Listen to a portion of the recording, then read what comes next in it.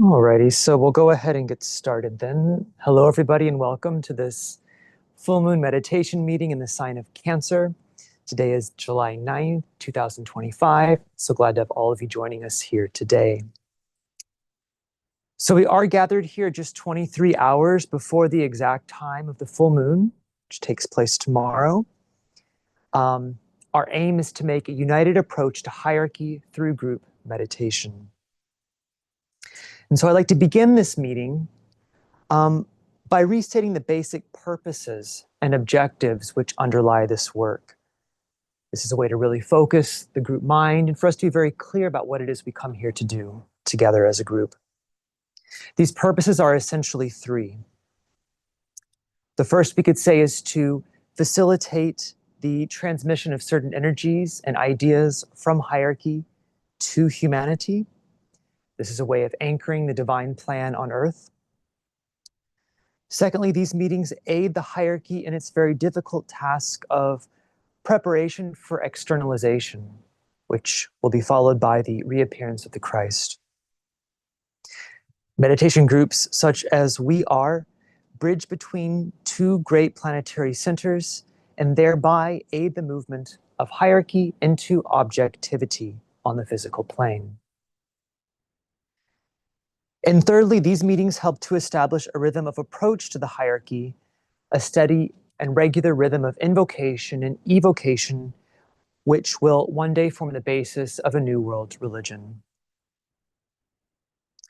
And so we come to these meetings to give, not to receive, to serve and not exact any reward. Our reward really is simply that of a duty fulfilled and the simple joy of having contributed in some small way to the progressive revelation of God's plan. And so in these meetings, the type of service which we render is done so through the means of occult meditation. This requires the employment of the mind specifically as a means of penetration, polarization, precipitation, and ultimately of building.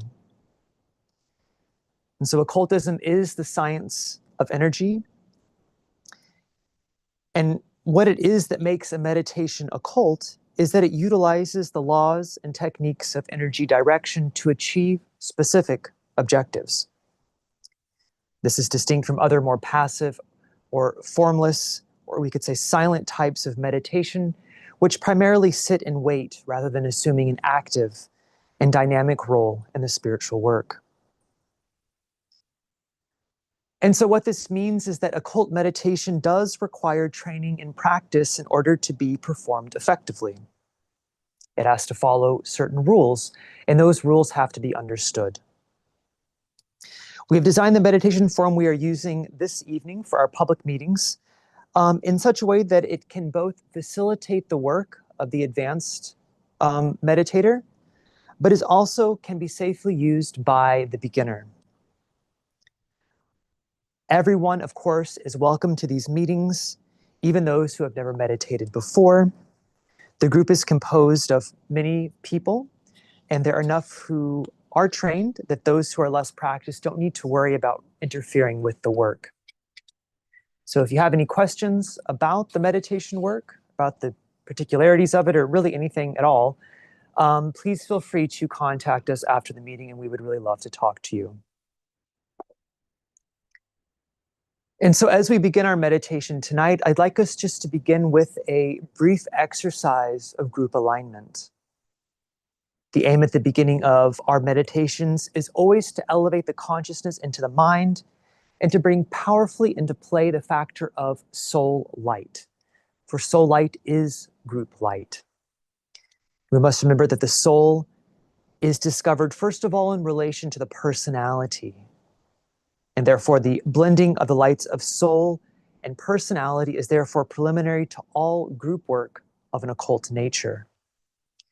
It is the soul that is group conscious, and only on the plane of soul can group fusion really be achieved. And so let us just begin by focusing the light of the mind and the light of matter in the mental vehicle.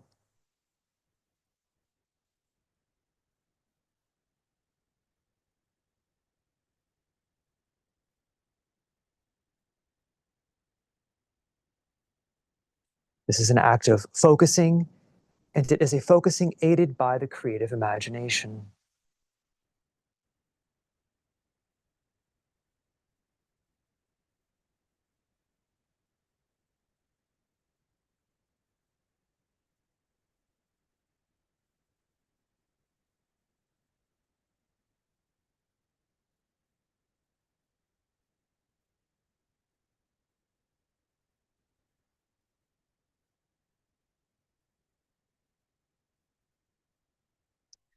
Next, we bring about the fusion of three lights: the light of matter, the light of mind, and the light of soul upon the mental plane.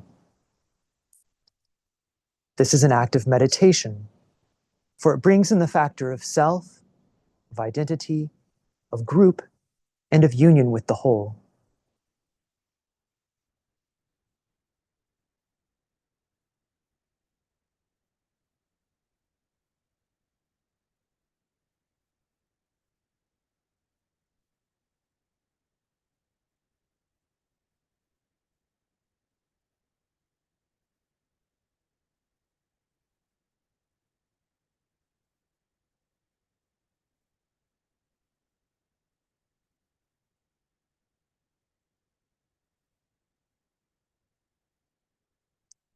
And next, we recognize these three lights as one unified light, a group light, which awaits direction in response to need.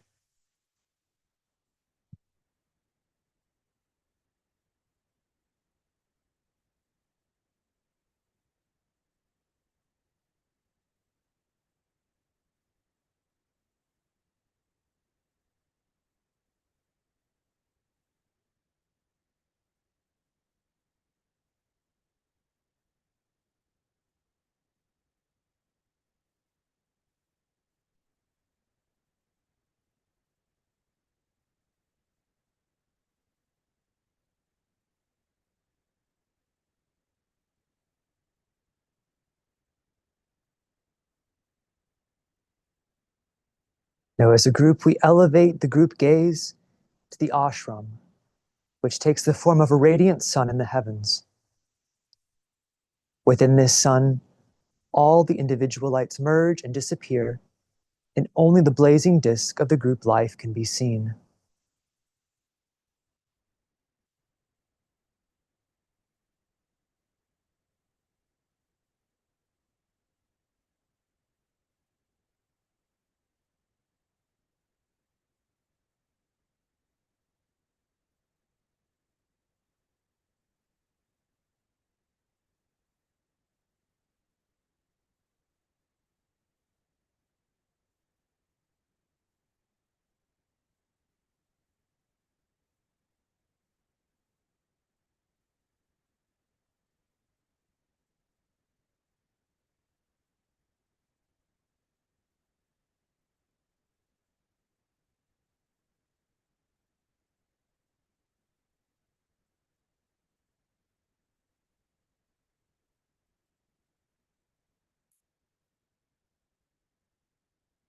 And together we sound the affirmation of love.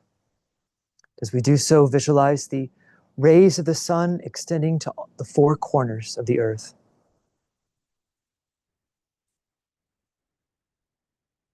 In the center of all love, I stand. From that center, I, the soul, will outward move. From that center, I, the one who serves, will work. May the love of the divine self be shed abroad in my heart, through my group, and throughout the world.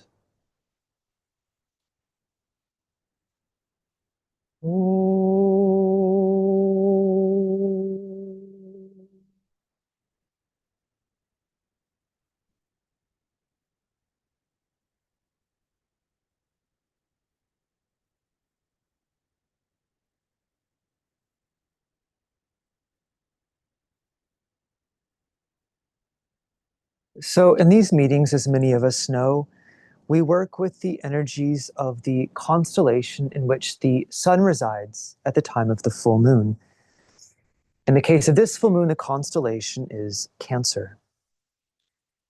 Now, Cancer is perhaps most well known as a sign of mass consciousness and of reincarnation, and as the sign in which deity itself moves outward into objectivity. It is the fourth sign of the zodiac, and as such completes an esoteric quaternary. A quaternary which is often associated with the objective world of form, and which also for the disciple is the field of service. Cancer is a most material sign, but because it is on the cardinal cross, it is also in a very fundamental sense related to the world of causes. Part of its nature, therefore, must remain a mystery to us until we take initiation, for the secrets of the cardinal cross are not revealed until then. However, the Tibetan does say that a clue to the deeper meaning of Cancer lies hid in the famous words from Genesis, chapter 1, verse 2, which states quite simply, "The Spirit of God moved upon the face of the waters." Now, from this, we can reason that Cancer is closely connected not just with matter, but also with the mysterious functions of the third aspect of divinity, whose esoteric movement upon and within pre-cosmic substance was the beginning of all that is. In manifestation, we know that objectivity is the factor which reifies the triple deity, which we know in various ways as spirit, soul, body, sometimes life, consciousness, form, or life, quality, appearance. But what objectivity does is it reifies that triple deity and brings it into a living, breathing, active union upon the planes of earth. Now, in this way, Cancer is responsible for the completion of the relationship between highest spirit and lowest matter. This necessarily brings in the factor of mind in a very universal sense, for it is from and through mind that the divine soul moves from the pure subjectivity of universal ideation into the objectivity of form and separation.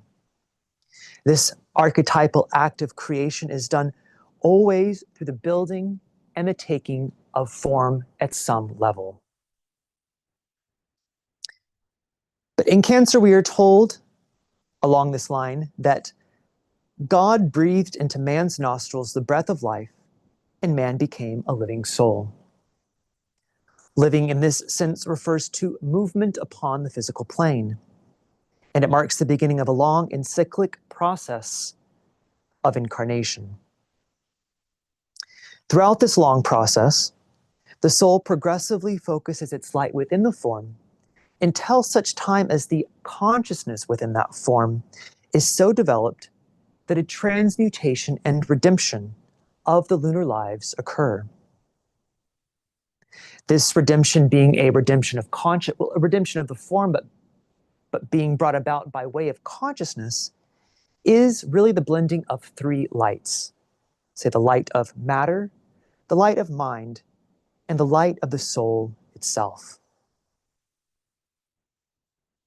So this brings us to the most obvious meaning of Cancer's keynote, "I build a lighted house and therein dwell," with which we will be working this evening in our meditation. The basic meaning, sort of the surface meaning we could say, is simply that the soul incarnates in a form, it builds a lighted house, and through the process of dwelling in that form, it redeems it and brings light unto the world. But a deeper meaning of this keynote is revealed when we take a much broader interpretation of the subject I, and instead relate it to subjectivity in a much wider sense. Specifically, within the confines of our planetary reality, we could say, with regard to the reincarnating heavenly man who ensouls our globe, our physical globe. From this perspective, the law of rebirth then is seen simply as the conscious inbreathing and outbreathing of our planetary logos, a process which the Tibetan describes as a systemic impulse or pulsation. This impulse or pulsation essentially is the functionings of the law of rebirth. And as such, this law of rebirth really has more to do with egoic groups and their cyclic appearance and reappearance within this greater planetary scheme for specific purposes, namely the emergence of ideas from the mind of God into manifestation, into objectivity. Individual reincarnation, which is the angle we most often think of this from, is really only incidental to group rebirth. Individual souls simply respond to the systemic impulse, which is necessitated by subjective divine intention. Rebirth, thus, is essentially, another definition of rebirth, we could say, it is essentially the magnetic interplay between the form side of life and life itself. And the soul, being a product of these two, simply responds as a group to this necessity. This is why, contrary to popular belief, it is not really desire which drives the soul to incarnate. The soul on its own plane is already perfect and in itself needs nothing. It is, in fact, will and knowledge of the plan, which is the cause of incarnation. It is sacrifice and service to the lesser lives and their spiritual needs, which lies behind the so-called desire of the incarnating Manasaputras, or the solar angels, who are, from one angle, ourselves.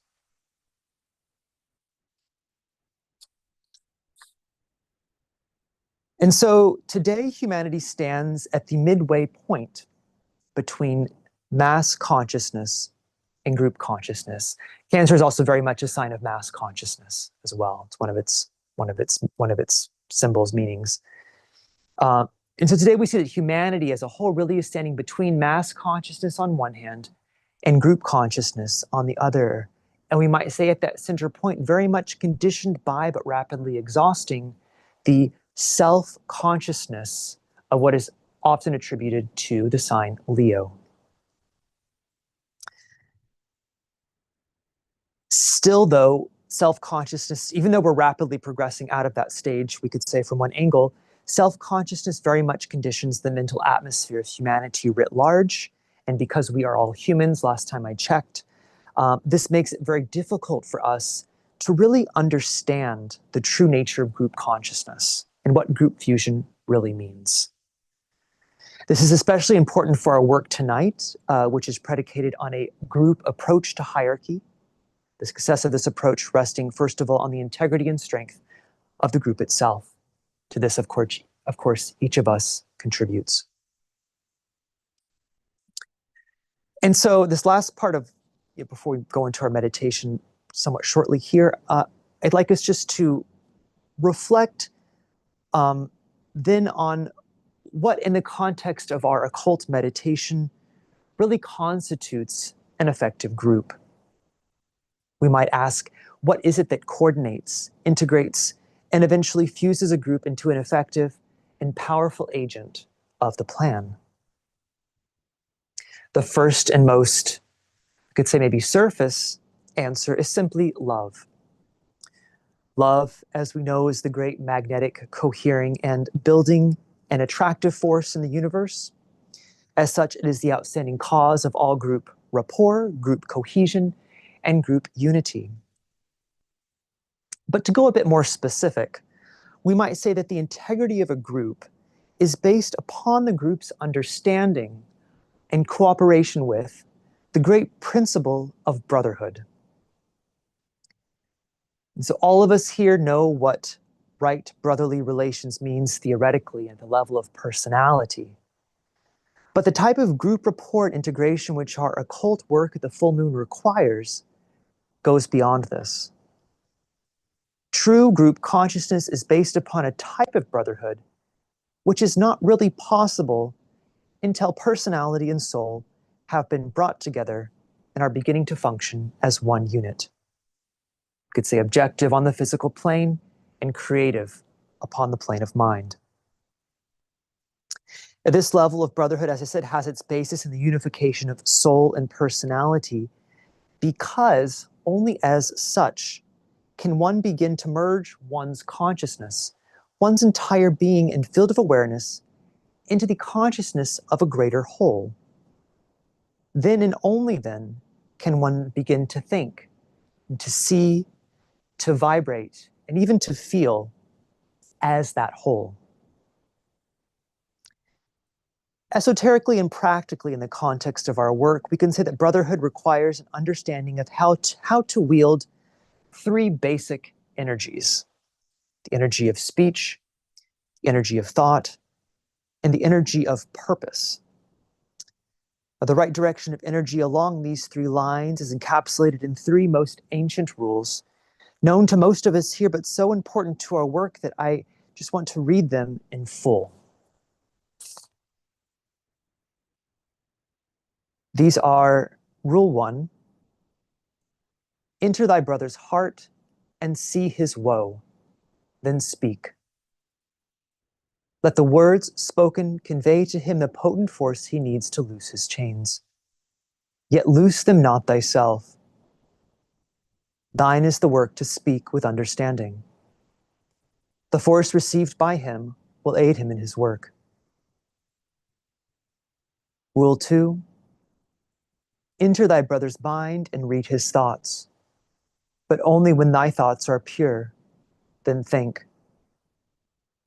Let the thoughts thus created enter thy brother's mind and blend with his, yet keep detached thyself, for none have the right to sway a brother's mind.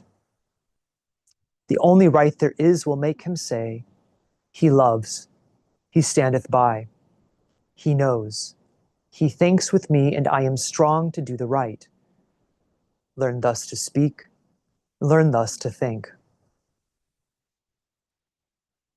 Rule 3, blend with thy brother's soul and know him as he is. Only upon the plane of soul can this be done. Elsewhere, the blending feeds the fuel of his lower life. Then focus on the plan. Thus will he see the part that he and you and all men play. Thus will he enter into life and know the work accomplished. And so these three rules very much hold the key to understanding the true meaning of brotherhood, which is based not at all on personality, but really upon the fact of soul in objectivity through a personality. Likewise, we could say that these three rules hold the key to understanding the phrase that only the soul is group conscious. For the soul is the principle of relationship, but it is at the same time the principle of objectivity and of individuality. At the heart of this occult paradox of group and individual at the same time is the mystery of group fusion, which is the simple occult command which comprises the first stage of our meditation this evening. And so it is the factor of shared purpose and a willingness to sacrifice for that purpose which constitutes the first steps of the group towards cohesion and integration. But group fusion, true group fusion, really does require that the soul control. Fusion could also be understood as the blending of two lights. And this blending of two lights always occurs, this fusion of two lights always occurs at a point of tension. And it is within this tension that the pairs of opposites are resolved and whereby a new light emerges. It is only in this new emergent light, qualified by the ray of soul, that we can for the first time see that light, which is light itself, which is life itself. This then brings in the factor of will and of initiation, which in the New Age must increasingly be considered in group terms. And so now, as we proceed with our meditation, let us keep close in mind the first stage of group fusion. as a superlative form of brotherhood, supported by the wielding of three energies and the focusing of three lights in a great sacrificial act of union upon the plane of soul. This stage holds the key to every other stage of the meditation and the efficacy of our service to the plan.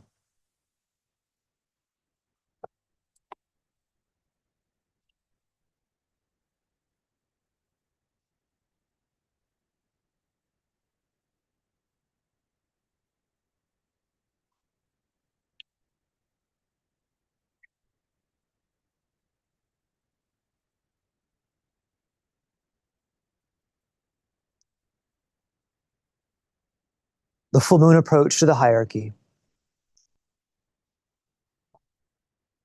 He who faces the light and stands within its radiance is blinded to the issues of the world of men. He passes on the lighted way to the great center of absorption. But he who feels the urge to pass that way, yet loves his brother on the darkened path, revolves upon the pedestal of light and turns the other way. He faces towards the dark. And then the 7 points of light within himself transmit the outward streaming light, and lo, the face of those upon the darkened way receives that light. For them, the way is not so dark. Behind the warriors, twixt the light and dark, blazes the light of hierarchy.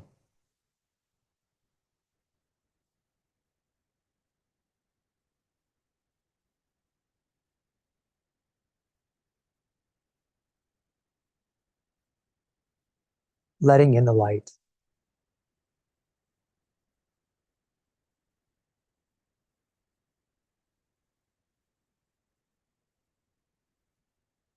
Group fusion. We affirm the fact of group fusion and integration within the heart center of the group of world servers, mediating between hierarchy and humanity.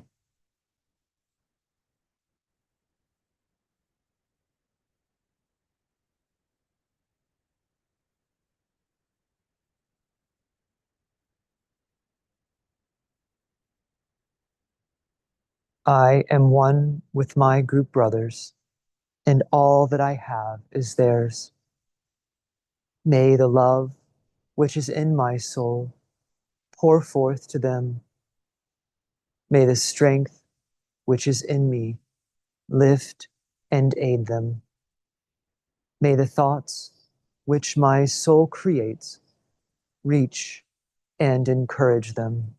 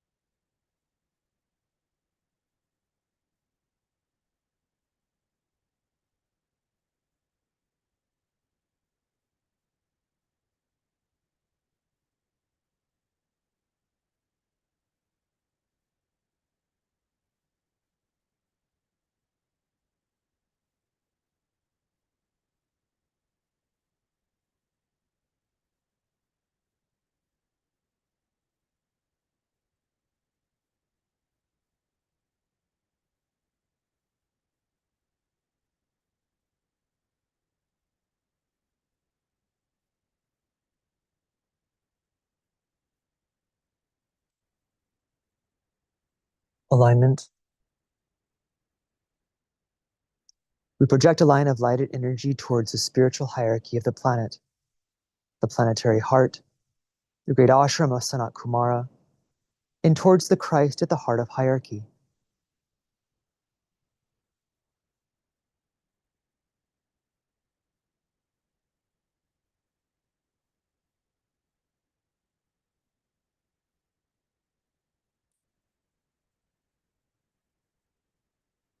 Extend the line of light towards Shambhala, the center where the will of God is known.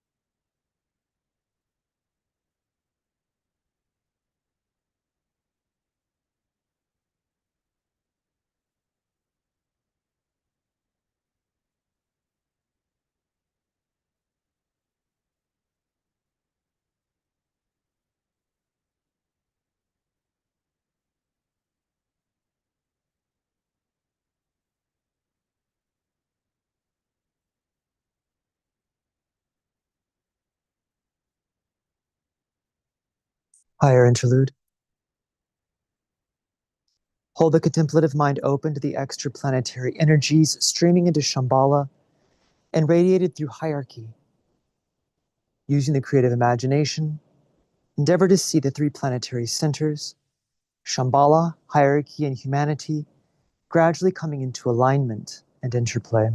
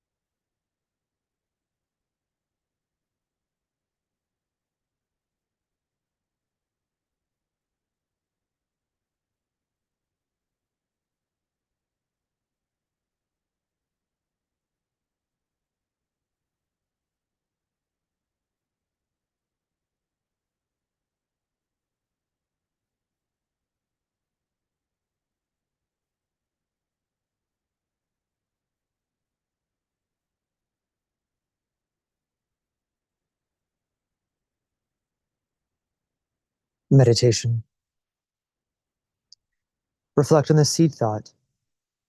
I build a lighted house and therein dwell.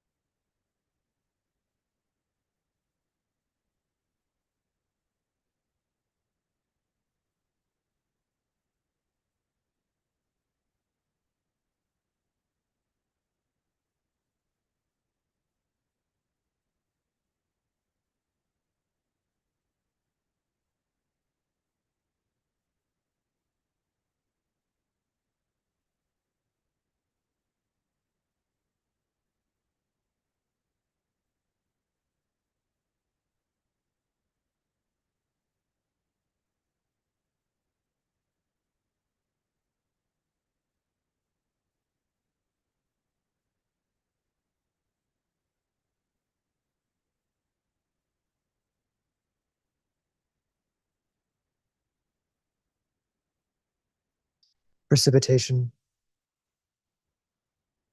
Using the creative imagination, visualize the energies of light, love, and the will to good pouring throughout the planet and becoming anchored on Earth and prepared physical plane centers through which the plan can manifest. Use the sixfold progression of divine love as the sequence of energy precipitation. Shambhala, hierarchy, the Christ, the new group of world servers, men and women of goodwill everywhere in the world, and physical centers of distribution.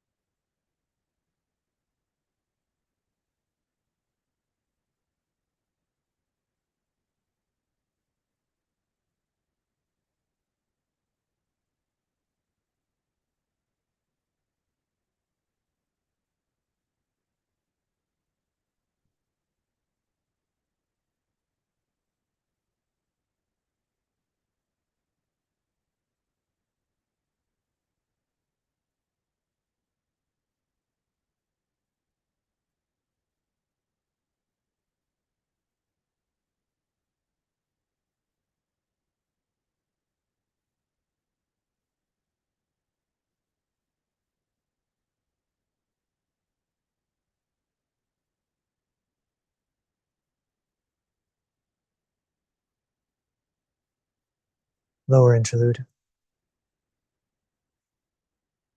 Refocus the consciousness as a group within the periphery of the great ashram. And together sound the affirmation. In the center of all love, I stand. From that center, I, the soul, will outward move. From that center, I, the one who serves, will work. May the love of the divine self be shed abroad in my heart, through my group, and throughout the world. Visualize the downpouring spiritual inflow released from Shambhala through the hierarchy and streaming into humanity through the prepared channel. Consider how these inpouring energies are establishing the pathway of light for the coming world teacher, the Christ.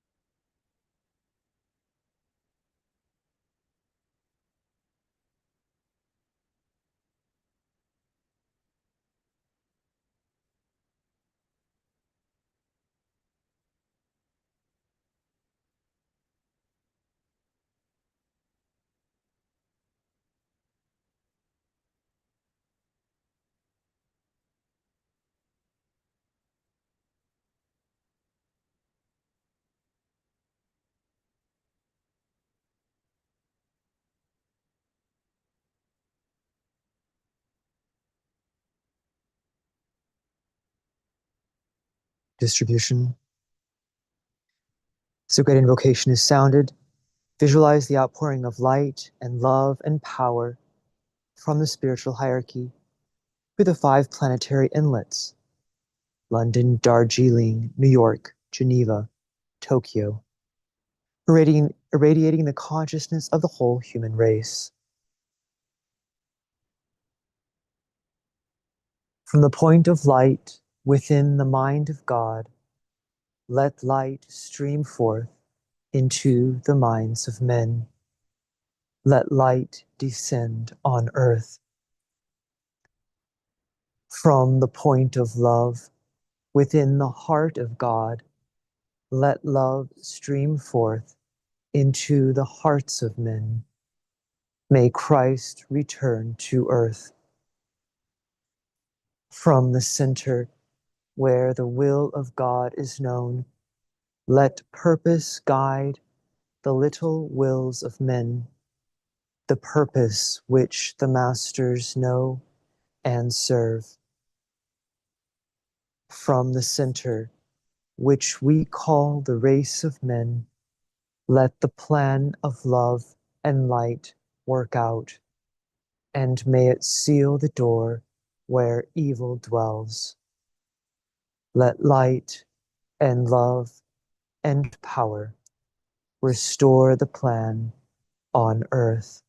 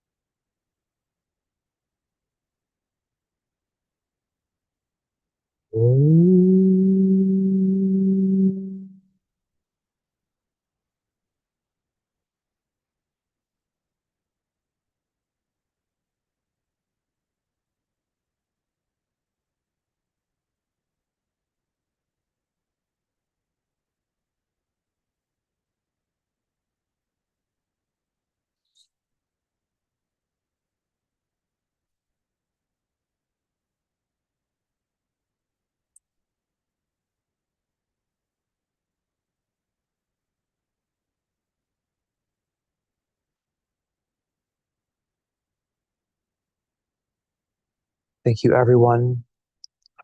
Just a brief announcement as we leave, a reminder that the exact time of the full moon is tomorrow at 4:37 p.m. EDT, New York time.